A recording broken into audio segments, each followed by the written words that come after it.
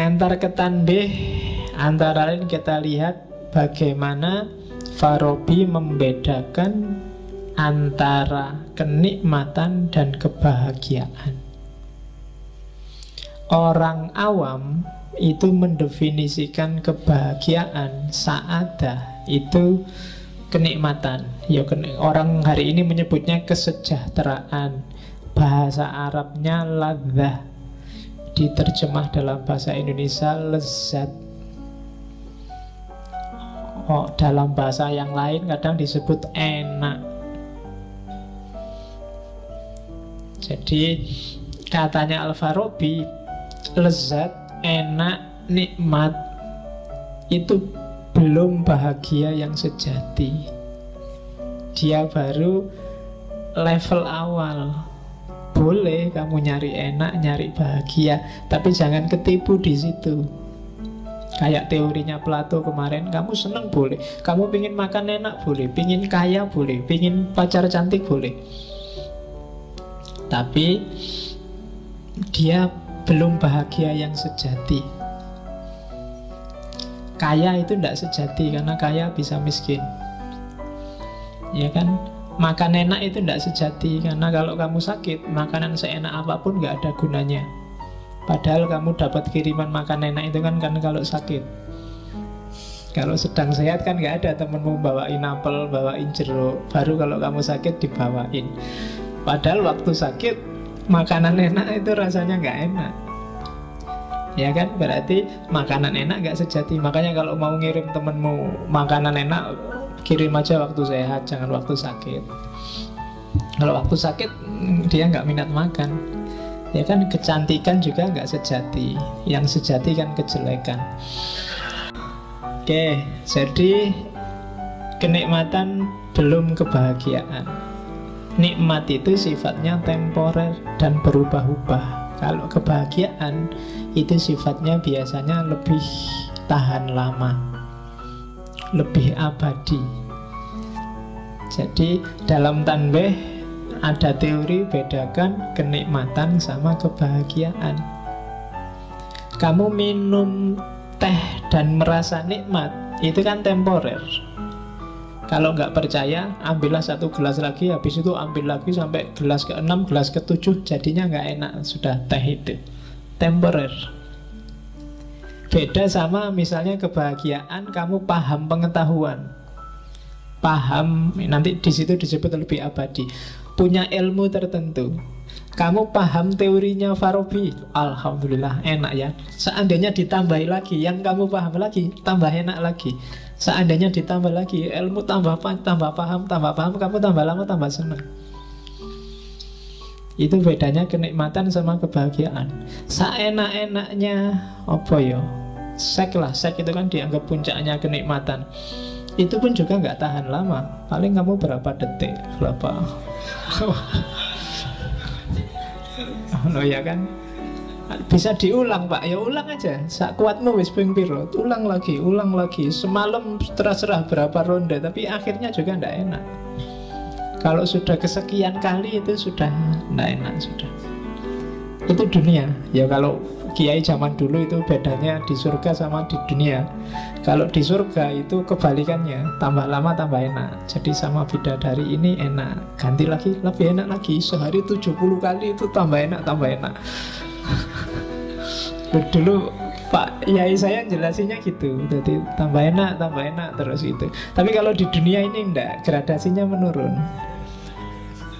Iya kan? Yang pertama enak kamu, yang kedua sudah nggak terlalu enak, yang ketiga biasa aja, yang keempat muntah kamu sudah. Ya kan?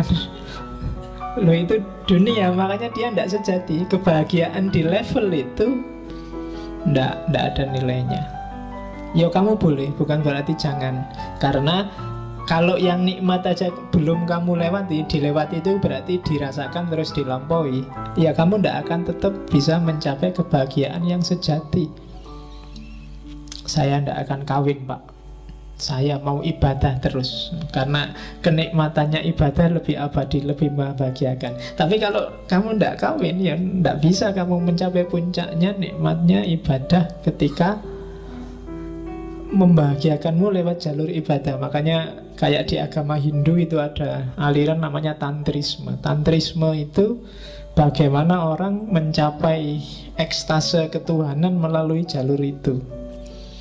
Kapan-kapan kita belajar, ketika kembali ke Timur Entah, kapan kita belajar itu. Jadi bagaimana makanmu dinaikkan levelnya. Makanya Islam itu kan nyuruh kita semua aktivitas naikkan levelnya jadi ibadah. Ketika itu jadi ibadah, dia akan punya kualitas kebahagiaan yang lebih abadi dibandingkan makan ya makan, tidur ya tidur, sek ya sek. Oke, itu pelajaran pertama dari At-Tanbih. Pelajaran kedua, ini yang banyak disukai orang barat, kitab yang judulnya Tahsilus Sa'adah, pencapaian kebahagiaan. Sa'adah bahasa Arab ya, bukan bahasa Jawa kan. Sa'adah, rongadah, telungadah kan. Oke, ya. Ada yang namanya Sa'adah di sini. Yang pertama katanya Al-Farabi, kebahagiaan itu adalah absolute good. Cirinya absolute good itu kebaikan puncak, itu kebahagiaan. Tidak ada lagi yang dituju selain itu. Itu sambungannya yang kedua. Karena kebahagiaan adalah tujuan hidup. Apapun yang kamu lakukan dalam hidupmu, katanya Farabi, sebenarnya kan sasaran tembaknya cuma satu. Kamu pengen bahagia, entah kamu sadari apa enggak. Enggak ada orang yang nyari susah selama dia masih waras. Kecuali enggak waras. Cita-citamu apa? Saya pengen stres, Pak. Enggak ada.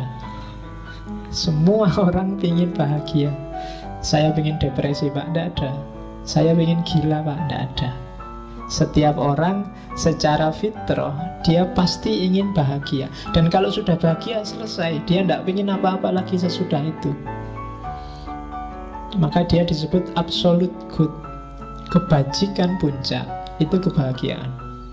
Kamu jujur, kamu tekun, kamu rajin, kamu sabar. Itu kan sebenarnya finalnya adalah dengan tekun, rajin, sabar, kamu ingin bahagia. Oke, dan memang Allah merancang manusia untuk biar dia bahagia.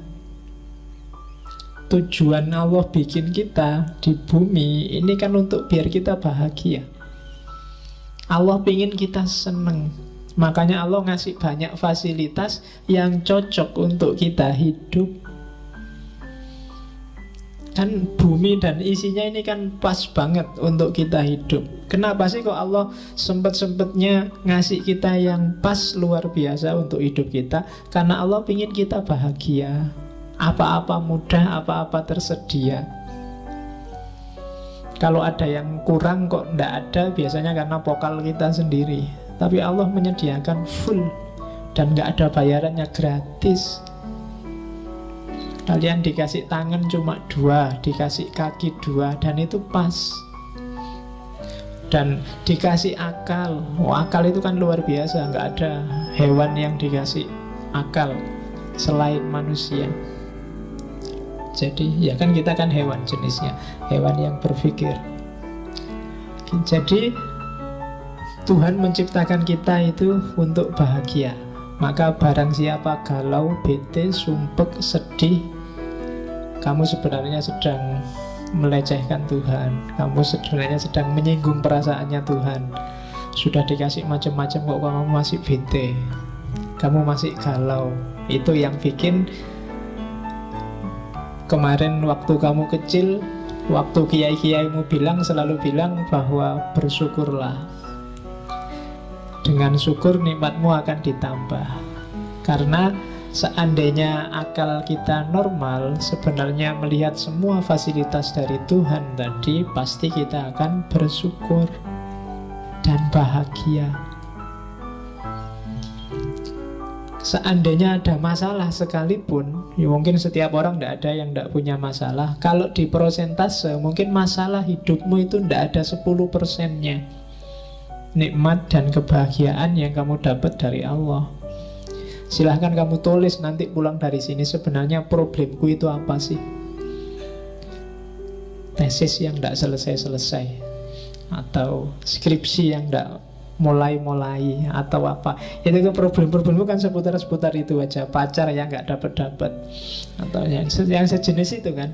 Lu itu kalau di persentase dari 100% variabel hidupmu, paling nggak ada 10%-nya. Kamu masih bisa makan enak, masih bisa mandi seger, masih bisa minum teh manis, masih bisa. Banyak orang yang manis saja nggak boleh, teh juga nggak boleh, air putih banyak-banyak nggak boleh, ya kan? Tidur nggak bisa, ngerokok padahal pingin nggak boleh. Ya, bukan banyak yang kayak gitu. 80% hidupmu dan dengan 20% masalah, itu ya tetap kamu harus bersyukur. Maka katanya Farabi, enggak, Allah menciptakan kita untuk bahagia, maka jangan bikin dia tersinggung dengan kamu tiap hari mengeluh, saya bete, saya galau, aku lagi ndak mood, aku lagi ini. Padahal apa sih yang gak dikasihin Allah padamu? Tahsilus sa'adah. Jadi capailah kebahagiaan biar Allah seneng. Kayak kalian itu loh, kalau ngasih seseorang, bantu seseorang, dan yang dibantu kok terus alhamdulillah sampean bantu sekarang hidupku beres, aku urusanku selesai semua, yang bantu kan juga seneng. Tapi kalau kamu bantu orang, yang dibantu merengut, terus sumpah, terus iya sih terima kasih dibantu, tapi yo masalahku masih banyak, itu yang bantu juga jadinya nggak enak hati. Jadi bahagialah, Allah menciptakan kita untuk bahagia. Nggak usah terlalu dipikir masalahmu yang hanya 10-5% itu. Kalau ada solusi ya diambillah solusi itu, kalau nggak ada ya dipikir lagi, kalau buntu ya dinikmati aja masalahnya. Itu lebih enak. Kan sekarang biasanya yang bikin kamu sumpek kan nyari jalan keluar. Saya nyari jalan keluar nggak nemu-nemu Pak. Ya sudah, kalau nggak nemu ya nggak usah dicari, nggak nemu, dinikmati aja masalahnya. Tesis nggak selesai-selesai ya sudah, ditunggu aja, sopo ngerti dapat surat peringatan. Loh ya kan? Kalau dapat surat peringatan kan nanti gerak sendiri. Oke, jadi yang kedua itu. Yang ketiga rumusnya dari tahsilus sa'adah, semua yang membuat seseorang bahagia itu baik. Tapi semua yang bikin kamu galau, bete, itu kebalikannya, pasti tidak baik. Kalau tesismu nggak selesai-selesai, itu pasti tidak ada yang tidak baik yang sedang kamu jalani. Mungkin kamu males, mungkin kamu nggak tertib, mungkin kamu ogah-ogahan, mungkin kamu mismanajemen waktumu, pasti ada yang salah. Dan itu membawamu pada ketidakbahagiaan. Dan semua yang membuatmu bahagia itu pasti baik. Kok ada yang tidak baik tapi membuatmu bahagia, hati-hati, awas ketipu. Itu jebakan. Hakikatnya dia jelek. Misalnya, Pak, kemarin saya nyontek, akhirnya nilaiku A, Pak. Oh itu iya, nilaimu A, tapi hati-hati. Dalam praktek hidup yang sejati, awas keliru. Misalnya kamu harusnya levelmu nggak IP 4, tapi IP-mu 4. Orang anggap kamu pinter, padahal ternyata enggak. Itu bahayanya, silahkan dinikmati sendiri. Banyak bahayanya, panjang.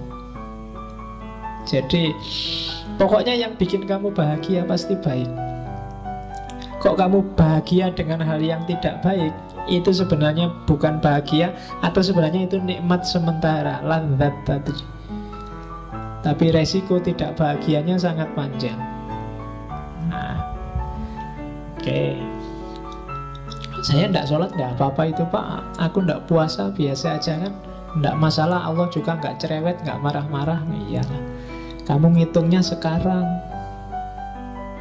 tapi mungkin ada efek yang tidak kamu sadari.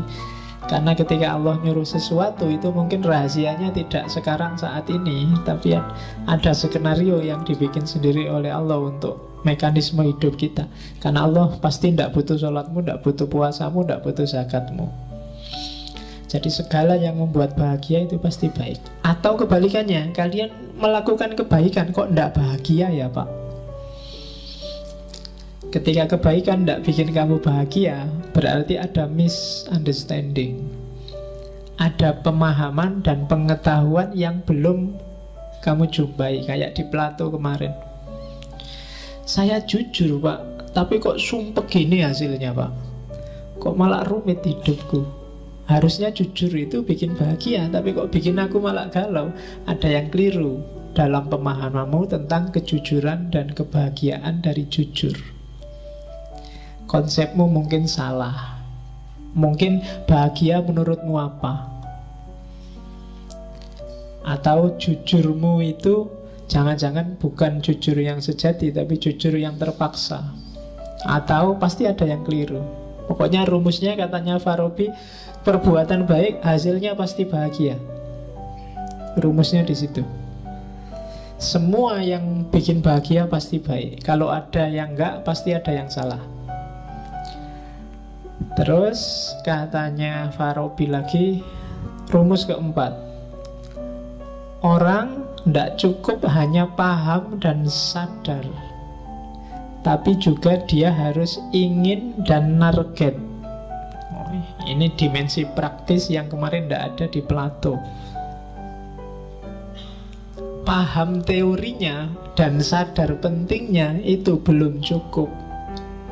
Perlu ditambah mau menjalankan. Sekarang kan banyak, kamu yang pinter-pinter sudah S2, sudah kuliah, itu kan biasanya ilmumu lengkap. Apa sih kebaikan yang tidak kamu ketahui? Apa sih barang salah yang kamu tidak paham? Tapi antara paham dan menjalankan ternyata ada jarak. Kamu ngerti kalau puasa Senin Kemis itu bagus, tapi kamu puasa kalau pas lagi ada masalah, sholat tahajud kalau ada masalah. Kan biasanya kamu gitu.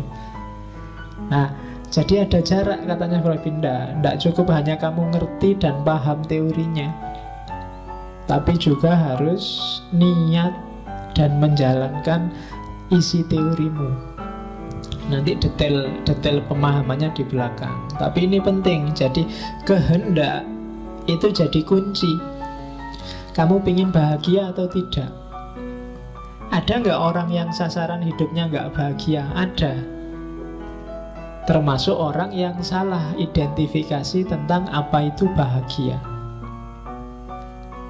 Maka nggak cukup paham dan sadar, tapi harus dijalankan. Nggak cukup berteori tentang demokrasi, kamu juga harus hidup secara demokratis.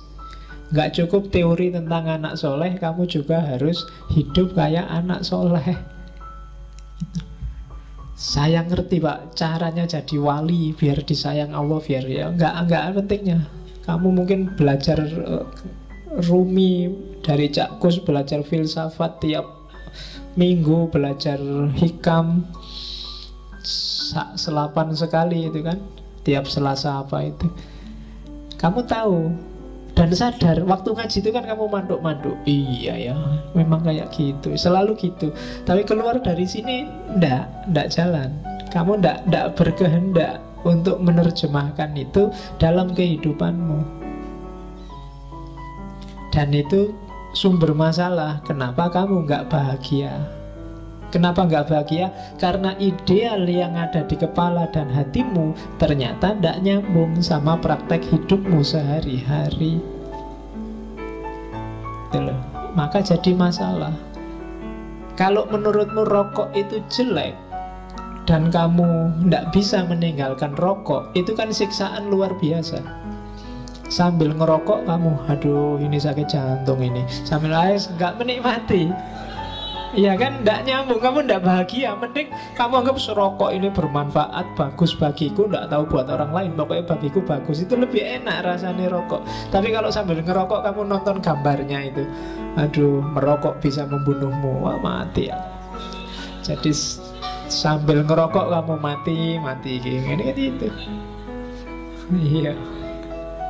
Jadi tidak nyambung. Ideal sama praktek hidupmu harus nyambung. Kalau tidak ya kamu tidak akan bahagia. Maka tidak cukup tahu dan sadar, tapi juga menginginkan dan menjalankan. Itu teori untuk bahagia. Kalau menurutmu mahasiswa itu wajib punya pacar dan kamu tidak punya pacar, itu kan siksaan luar biasa. Mending kamu punya ideologi tidak usah pacar-pacaran dulu, itu malah nyaman. Kamu tidak galau, nggak punya pacar nggak masalah. Memang aku tidak ingin punya pacar. Itu untuk nutupi yang tidak laku. Jadi dalilnya ngono wae. Tadi saya ideologinya beda, nggak setuju pacar. Ya kan? Lo kebalikannya, kalau kamu sudah matok ndak pingin pacaran tapi kok ya jatuh cinta, itu kan ya siksaan luar biasa. Atau kamu ndak pingin punya pacar kok terlanjur punya pacar, itu juga siksaan. Pingin punya pacar nggak punya pacar juga siksaan. Ideal yang di kepala dengan prakteknya nggak nyambung. Jadi jangan seneng-seneng kamu ilmumu tambah banyak tiap minggu, tiap bulan. Kalau kebenaran dan kebaikan sudah jadi referensimu, tapi tidak jadi targetmu, nggak jadi sumber perilakumu, itu juga ada jarak. Itu yang bikin kamu galau secara nggak sadar kadang-kadang. Jadi mending orang nggak ngerti apa-apa, lebih nyaman. Tapi semakin luas ilmumu, pertanggungjawabannya semakin panjang, termasuk secara individual. Nah, jadi kalau memang merasa wah berat ya Pak, besok nggak ngaji lagi, nggak apa-apa. Tambah pinter, tambah sumpek ternyata Pak. Ya, oke. Cuma kalau nggak ngaji, kualitas hidupmu nggak akan meningkat. Problemnya di situ. Jadi biar kualitas hidupmu meningkat, ya step by step. Jadi sekarang saya paham dulu Pak, nanti kalau siap tak laksanakan. Sambil ditegesin itu. Karena hidup itu kan memang harus begitu. Ya diterima aja, misalnya pacarmu jelek, ya sekarang jelek dulu Pak, tapi tidak apa-apa besok kan bisa naik lagi. Dulu kan gitu hidup itu, step by step. Oke. Dan kadang-kadang kita kan suka menipu diri kayak gitu. Jadi pacarnya biasa-biasa dibilang kamu yang paling cantik. Nah itu membohongi diri dan membohongi pacarmu. Mending kamu bilang kamu tidak paling cantik, tapi ya kamu yang mau sama aku. Yang lebih cakep tidak mau. Itu lebih realistis, tidak apa-apa. Daripada kamu membohongi diri dan membohongi orang lain. Itu kan kebohongan publik, kamu bisa dituntut. Oke. Terus ya kebalikannya rumus yang di atas, maka saat orang tidak ingin bahagia atau tidak terlalu ingin bahagia, maka yang ia lakukan pasti jelek, pasti buruk. Kalau ada orang ndak, aku pengen rusak, aku pengen kacau hidupku, aku pengen tidak bahagia, itu pasti yang dia temukan hanya kejelekan. Itu kebalikannya teori yang di atas. Maka tidak usah merasa bersalah kalau kamu cita-citanya pengen bahagia. Hati-hati, biasanya yang muda-muda yang masih bergairah pengen alternatif, cara berpikir alternatif. Ya boleh, cuma hati-hati kalau ujungnya bukan kebahagiaan. Katanya Al-Farabi, yang kamu temui di jalannya itu barang-barang jelek. Nanti dipahami di belakang kenapa bisa begitu. Terus kapan bahagia itu terjadi? Bahagia terjadi ketika jiwamu termanifestasikan, kayak di Plato kemarin, jiwamu terimplementasikan secara sempurna, optimal. dalam dirimu itu ada daya jiwa apa saja sih? Kalau itu dijalankan secara optimal, maka disitulah kamu akan merasa bahagia. Termasuk daya makan, daya seks, hasrat untuk dihormati, hasrat itu kalau semuanya terlampiaskan secara optimal, maka disitulah orang menemukan kebahagiaan.